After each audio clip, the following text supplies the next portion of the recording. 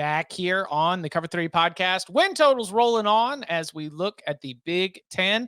And we begin with the Illinois Fighting Illini at FanDuel Sportsbook. You can get this at 5.5. Pretty fair split here. Plus 104 to the over, minus 128 to the under. First word from Tom Fornelli. What are we doing? Is Brett Bielema leading this team to a bowl game in 2024? Oh, now we want to talk about the Illini. I mean, looking at this schedule, find me a loss. I don't see one. Like, they're going to win at Penn State. They're going to beat Michigan. They're going to win at Oregon, and they'll be like 4 touchdown favorites against everybody else they're playing. I'm going over. I am going over in reality, but it's going to be a tricky situation because I think you look at the non-con, you get Eastern Illinois at home to open. They're like 30-point favorites in that, so I'm pretty confident.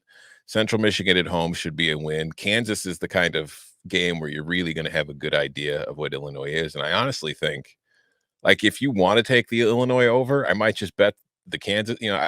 I'd bet the Kansas game because if they lose that game, they're probably not going to go over because it's going to be tough. Because when you get into conference play, you're starting with consecutive road games against Nebraska at Penn State, which is a tough thing to go ask of. You get the bye, you come home, you get Purdue at home, which you should win, but Illinois has struggled with Purdue for God only knows reasons the last few years.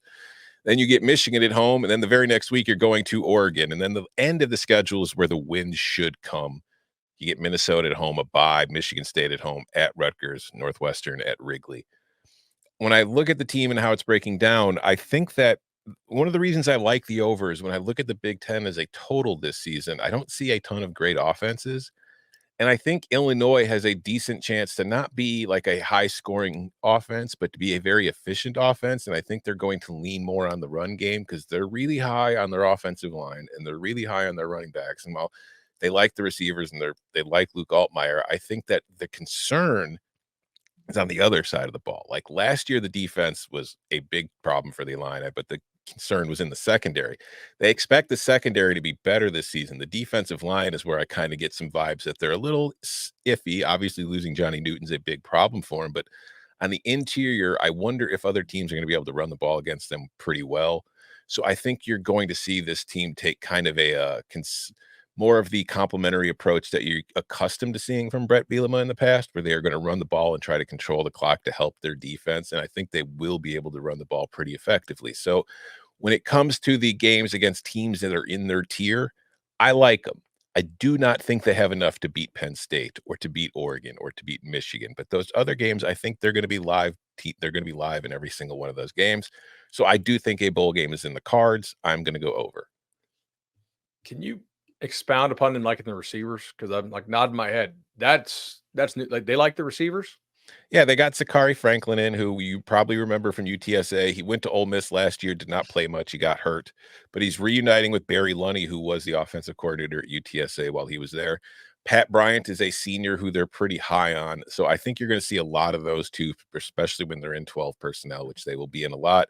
Then there's some other younger guys that they're pretty, they need to see him playing in games and to be, proven commodities, but they like Malik Elzier sophomore. They like Colin Dixon, a redshirt freshman. These are tall, long, and quick options that they feel like could be beneficial for them, particularly in the red zone. So the concern is they brought in this kid, Cole Rusk, as a transfer to play tight end because they really didn't have a pass-catching tight end. He's out for the year. So they have good tight ends, but they're better run blockers than they are pass catchers, or at least more proven to this point. So that is going to be another situation. So it's like when I look at the offense, they like Franklin, they like Bryant, they're high on the rest of the guys behind them, but they don't have proven commodities. So I do feel like based on what they have personnel-wise, you're going to see them lean into the run game more. I'm over as well. This is a weird one where I have them winning 7 games, like very, very few times, but I have them winning 6 a decent bit. So it's sort of a strange distribution there. And I think it really speaks to what Tom's saying. Like the quality of quarterback play that they play in the Big Ten is potentially atrocious.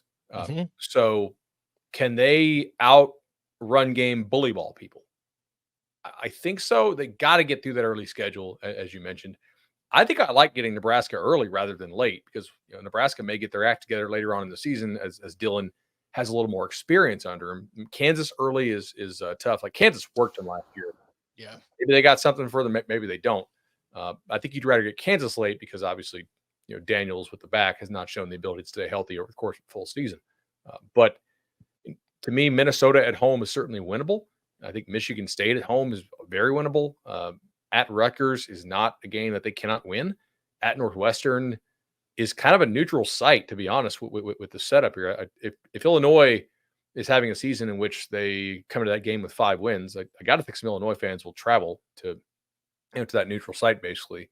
And Central Michigan and Eastern should both be wins. And I'm not incredibly high on Purdue, so I am over here. I'm under slightly. It's a hard schedule. Mute him. Hold on. It's a hard schedule.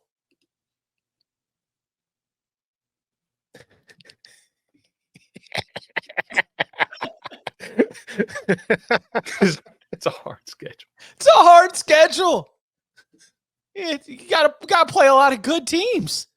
I see an Oregon, I see a Michigan, I see a Penn State. Those games against the teams that I'm a little bit excited to see if they take a step forward. Rutgers or Nebraska, those games are on the road, which means I give Illinois less of a chance to be able to come out on top. The Kansas game, as you mentioned, is massive. I kind of think Kansas wins that game the way that I'm looking at the Jayhawks right now. Here's what I do like. I like that this run, and let's throw Northwestern in there, bud, because your point's very, very strong. Purdue, Minnesota, Michigan State, Northwestern. 3 games at home, 1 game on a practice field. One's at Wrigley Field. Oh, is the Northwestern Wrigley? Yeah. Well, sure. Then there we go.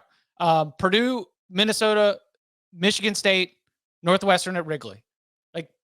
Those are the games that will decide your season. The fact that you were getting them at home or at the home of the Cubs, I think that's a good break. So slightly on the under here, but I definitely see, based on the schedule draw, it's a really hard schedule. Based on the draw on a really hard schedule, I could see how it ends up breaking, especially with the location of some of those toss-up games. It's a harder schedule for the teams that have to play Illinois, Chip. Listen, the people have been talking about how when Oregon is looking at its Big Ten slate, it's like, whoa, you got to play Illinois. That's right. Who do we got next?